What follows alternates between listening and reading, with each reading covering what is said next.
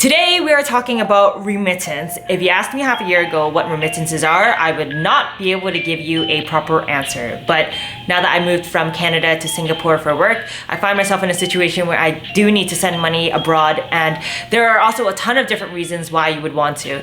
So a lot of times, so you're an expat, you want to send money back home to your family, or you want to just send money to your other bank account in a different country, or you need to pay someone, let's say a freelancer or contractor that lives in a different country. So today I'm going to talk about the different ways you can send money to a different country, as well as things you should take into consideration.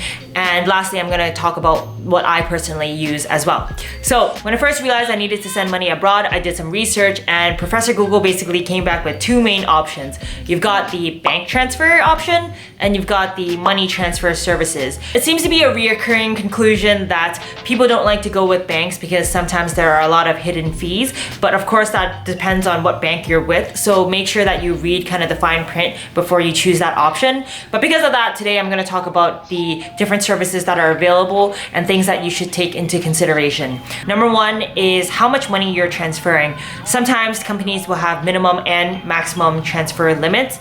Number two is the speed. So it can range from money gets to the end bank account in the next banking day, or it can be same day or in 5 business days. So how urgent you need the money will come into play for sure. Number three, processing fees. So a lot of the times you'll see that it's either a flat fee or there's a percentage fee, and that could be, let's say, 0.4% of however much money you're transferring. That's fine, but what you need to be aware of are the hidden fees, and this is usually in the form of margin exchange rates. The most simple way of putting this is there's something called the spread, which is the difference between the mid-market exchange rate and the exchange rate you'll actually get. And this definitely plays a big role, especially if you're sending a large amount of money overseas. There's actually a YouTube video I watched that I thought was fantastic. I'll link this in the description box below, along with a bunch of other resources so you guys can make an informed decision. But basically, when it comes to deciding who you want to go with, there's going to be the processing fee, and then there's going to be the spread. So keep this in mind when you're browsing different options. So in terms of what money transfer companies are out there, there's popular options like TransferWise, OFX, Western Union, Currency Fair, and the one I ended up going with personally is Instagram, which is actually a startup based here in Singapore. And so it's regulated by the Monetary Authority of Singapore, which is great.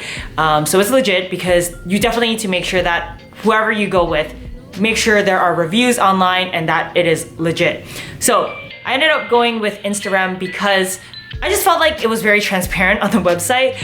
Basically, when you go on the website, there's a giant calculator there. You can put in the amount of money you want to transfer, and then it'll tell you what the processing fee will be.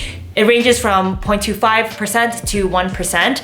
And what I like the most is actually that they do not have that spread that I talked about. So there are no kind of hidden fees with the margin exchange rate, which is great. Then when you're actually making the account, they ask for the basic personal information about your name, where the money's coming from, and employment status. Like I mentioned, they don't charge the spread, so what you see here is 0.97 is the currency exchange, which is the same as the mid-market rate.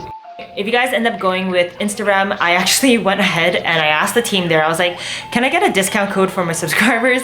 And they gave me one.